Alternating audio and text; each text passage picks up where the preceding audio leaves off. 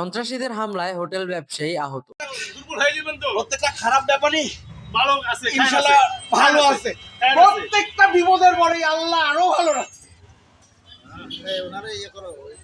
নগদ টাকা সহ প্রায় 10 লক্ষ টাকা, স্বর্ণ, গহনা, মোবাইল লুট করা হয়। সন্ত্রাসী হামলায় ব্যবসায়ী রক্তাক্ত অবস্থায় ঢাকা মেডিকেল কলেজ হাসপাতালে চিকিৎসা শেষে ওয়ারী থানায় জিডি করতে যান।